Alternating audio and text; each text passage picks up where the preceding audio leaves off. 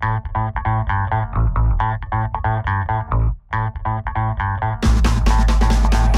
everybody, welcome to our very first vlog.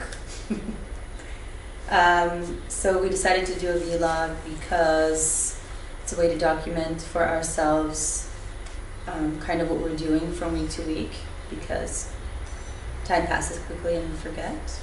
And it's also, I guess, it helps you to get to know us a little bit better, besides what you watch on YouTube or some of our students that they get to know us in class and WhatsApp, etc. Yeah. So hopefully we can share a little bit of our internal functioning with you. So we're going to be talking about many different things, even some controversial things. Ivan just wants to gossip, basically. Yes. That's what it comes down to. It's awesome. It's maybe all the things that for years and years I wanted to say. This is the time. I'm gonna go Conor McGregor crazy. Oh my god.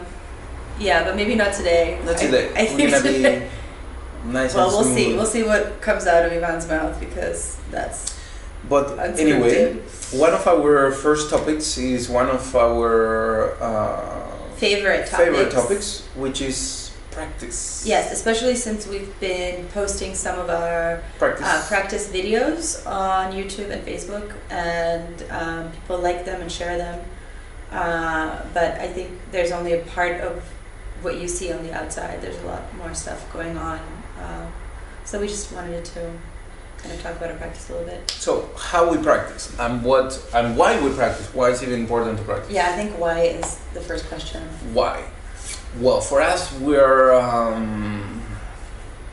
how can you say? We're perfectionists.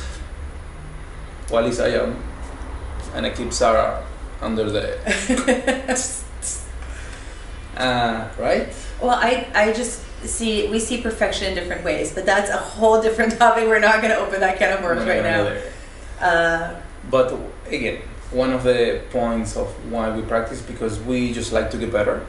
Yeah, you can't improve if you don't practice. Practicing is really at least no in a short period of time. For us, we always have the, I don't know, like the, do you say, like we wanted to do things quickly. We didn't have time. Let's say, I mean, like some tango dancers, they've been dancing since they're 8 years old, and they've been only dancing tango, and they did some other things too, but they've been mostly doing that for many years. And after so many years, if they didn't have to think about so much about technique and stuff, their bodies naturally they got into, you know, the things that they have to do, and then they become good, right? Just for a lot of experience. But now, do we have the time? No, because we're old. Well, you're old. I'm not.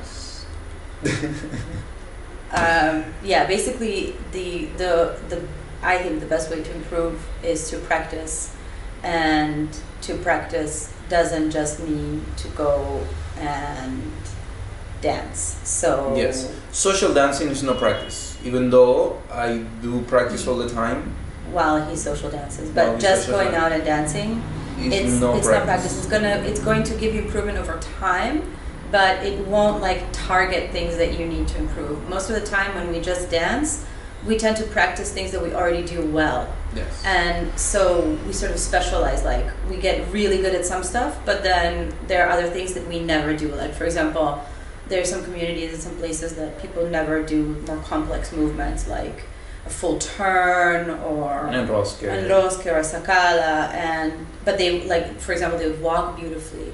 And part of that is sort of the intellectual part of why they do it, but we won't talk about that today. And the other part of that is that they, for some reason, you know, didn't feel so comfortable, and what ended up happening is that they just didn't do those movements, and they didn't practice them, and they didn't improve. 1 second. I'm gonna get the phone. No, leave me. You can. Okay, Sarah's gonna get the phone. So, well, Sara is having. Is that for the $1 billion show that we were doing? Yes, I think so. Please tell them to call later. We're busy right now. Yes. So, where Sara was, she was talking about the practice, and many communities have different He gets so distracted so easily. Yeah, I don't know. So basically what I was saying is that because you don't practice something, you just get better at what you already do well. And if you want to improve parts or areas of your dance that you're not as good at, it's really difficult to do that just by dancing. You have to do a different kind of practice to improve them. You have to get out of your comfort zone. Comfort zone. And that's really hard to do in the milonga because it's difficult to stop. I mean, you should if you're dancing in the milonga, don't stop to repeat a movement. No. Unless for some reason you want to do that. So anyway, how we practice? Is not going to the studio. I mean, it helps to go to the studio. We have our studio, so we can do that. I mean, we have a studio at home, and that makes a really big difference. A big difference. And actually, every time that we moved from place to place, even if we didn't have a studio, we try to always find that the apartment have a big living room or something, so we can always get to practice.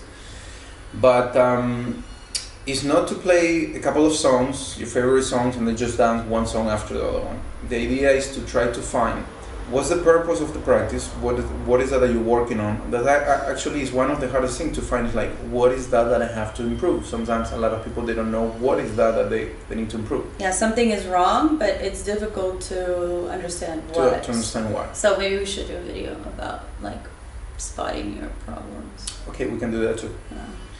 So, but once you've identified what your problem is, then you need to attack it in a very concentrated and efficient way. It's much better to spend 15 or 20 minutes being focused and precise and pedantic rather than 2 hours just kind of trying something through force. Like, if you can't do something in slow motion, and if you can't do it very precisely with sort of controlled and with minimal required energy, then you need to think about the way that you are currently practicing. But just to give you a little bit of like an idea about how we practiced over time, our practice hasn't always been the same. We haven't practiced the same way. So when we first started and we didn't really know a lot about practicing, we just did a lot. Yeah. Like, right, we got in the studio and then we would like just kill each other, like practicing and doing and full effort and full energy, and that was helpful, but not nearly as helpful as when we started to understand how important technique was, and we started to understand what we were doing technically wrong, because then we were like, well, here it works, but there it doesn't work. Why is that? And then we would just pinpoint that, okay, what is wrong with this? Yeah. Obviously, at the time we had help, and until now we still have help, which means we need a third person once in a while. At that time we needed even more, so we have our teachers that whenever we had encountered a problem and we couldn't fix it ourselves, then it's like, okay, let's don't fight over this. Let's ask tomorrow or whenever we have the class with our teacher and ask what's the problem. So that was an easier way to resolve a problem, mostly when they didn't know, and then little by little we start to connect the dots ourselves to try to see, oh look, this is the same of this, etc., etc., etc., and that will help us to make our practice more efficient. Yeah, but then so it's a big change to go from doing a lot to being super focused about what we do. And then when we got most of our technical problems out of the way, we didn't have to stop so much, but then our focus shifted. It was like, okay, so now we have this body of understanding or this body of work, how do we push that forward? And then we started to do things that were sort of a little bit on the edge of our capacity, either physically or understanding-wise or movement-wise. And we did a lot of that through choreography, and choreography was really helpful because not only did it kind of allow us to go a little bit beyond what we were doing at the time, it also helped us to repeat stuff a lot. Because for the ones, in case you don't know, choreography is a different skill from improvising. And the skill is to be able to repeat a movement the same way. In the same amount of time. Yes, in a particular timing, right? Yeah. And for us, for our understanding of how we learn, you still have to be able to lead it. Yeah. There are some things, let's say if we go more into the tricks, there are some tricks that is not possible, that's why they call tricks, to lead it. But the preparation of the trick and the end of the trick is led. So for us, because we like this old style of what is a stage tango, eventually we'll post some videos and stuff so you guys have an idea and we can actually have a conversation about it, why we like it, and etc. We try to follow that line, and so whenever we did our choreography, it was always lead and follow choreography, and that was super helpful because it also then helped our social dancing, because by repeating it and understanding what you're doing, then you could sort of extrapolate and create other types of movements that were similar, that were along the same line, but you understood how they worked because you understood them in one particular way, so it wasn't such a stretch to understand them. And the coolest thing for me as a leader, it was that there's all these movements that in the beginning you're crazy and you really want to do them. So sometimes social dancing, is not the perfect place to practice. So sometimes you cannot do them because there's people and etc. etc. So I picked some of the movements that I couldn't do physically, I couldn't do technically, musically, nothing, and I put it in one of the choreographies. So every time that you repeat it, even if you don't do it right, you still have to repeat it and do it and do it. So little by little, by muscle memory, and of course with time understanding technically what do we have to do, it helped me to accomplish all the movements that I really had a hard time with, put in the choreography. So then by repeating it, I got better at it. And then eventually I took it into the social dance, and then I can actually do it there in a smaller instance, a smaller space, but they will still work. So highly recommend choreography, just to understand and to be able to appreciate a different side of tango anyway. Yeah, and then once we did that, and we kind of didn't really have any issues in any of those things, we started thinking a little bit more, okay, let's go back now to improvisation, and improvisation is what we've been working on for the last maybe 2 or 3 years more, and in the last year and a half probably exclusively. We haven't really choreographed anything new since last year. We have once in a while, we have we use some of our old choreographies because they're effective, and sometimes we have to dance 4 or 5 songs, and you can't always rely on your inspiration. You don't always feel great. So choreography is a good way to be respectful towards your audience. And so, if you're not in the best... Respectful and professional. Professional, I mean, we're, after all, this is our job and we're getting paid to dance. And, you better, do your job and dance good. And if you're only improvising and expecting that inspiration will help you, what happens if that day you don't feel good? Yeah. Your dog died. What do you do? Yeah. So... hopefully, that one. So basically when we practice now our improvisation, we try to practice in a way that will help us, if we're inspired, we dance great, that's wonderful, but if we're not inspired, that we also can improvise and make something beautiful out of it. And that's a really difficult thing. I think that's probably one of the most difficult things. So for us, we try to look for different tools, different things that will trigger, like for example, having a task. I needed a task for myself to be able to make me think about something. So then, let's say something in the music, something with the movement, something in general, something with a different quality, a different effect. So then, by going through that sometimes, if I don't feel inspired, it helps me to be able to create something that it will look like I'm super inspired in a way. Yeah. So it's just tools.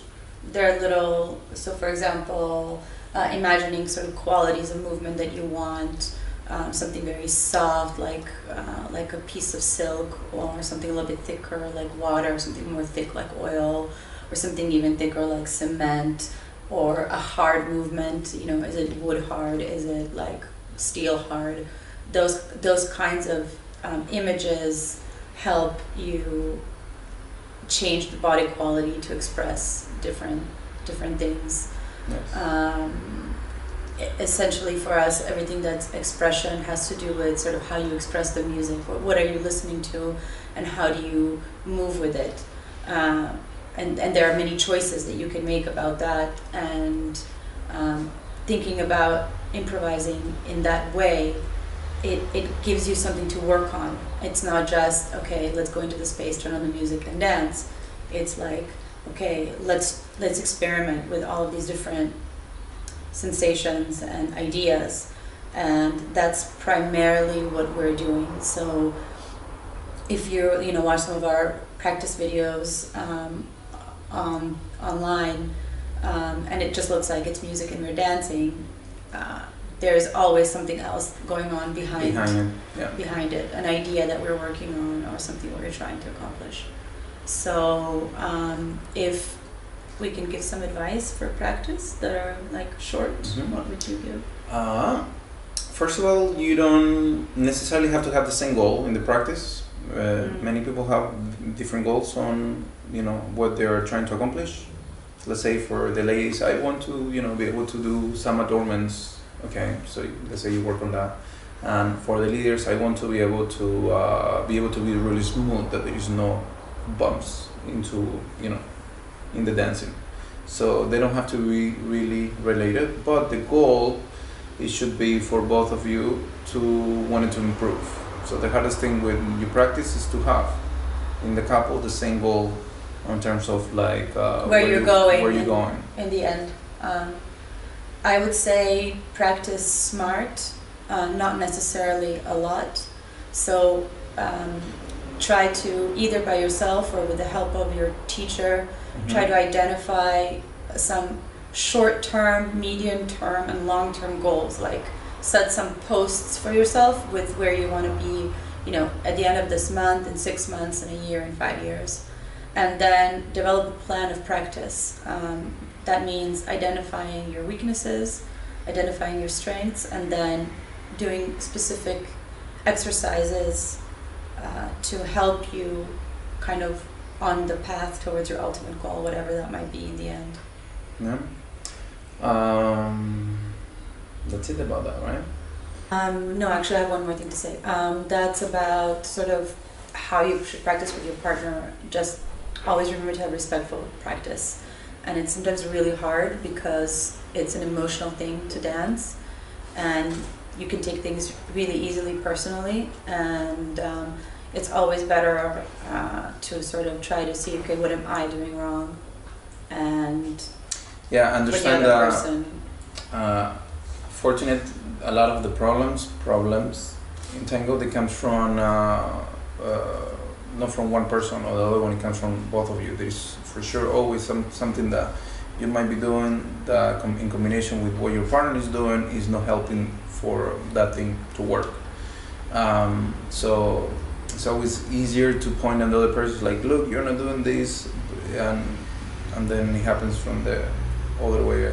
And then you waste time because you end up fighting about it, and it doesn't make any sense. So easier is to think, okay, I know better, so what I'm gonna do, what I'm doing wrong, I'm gonna try to find how can I compensate, or how can I help, instead of trying to point at the other person and say, you're not doing this right. Or just saying, okay, what am I doing wrong? The other person says, what am I doing wrong? And then you try to figure out how to fix the problem. Like think of it as a problem-solving thing rather than like being emotional or taking things personally. It really doesn't help to take things personally. Just think of it as something technical that needs to be corrected for your whole partnership to go forward, and for your relationship in your dance and your dance to be better, and then it's easier. It's not easy, but it's easier. It's easier said than done, but after many years of experience practicing, it's a really important part. Yes. So I think we probably have more things to say, but I can't think of anything. If you guys have any questions about anything specific, you can write under the video. But before that, you have to subscribe to our channel, so then we can actually see all your questions and we can answer them. So maybe in the next videos we can address something that maybe you want to know about us. Yeah, so you can have questions about this, or if there's anything in particular that you want us to talk about. So we're gonna try to be as consistent with this vlog as we possibly can be. We'll try to drop it every Sunday. So if you want your questions answered, try to ask the question by Friday, otherwise we won't make it. Thank you so much for watching. Stay tuned.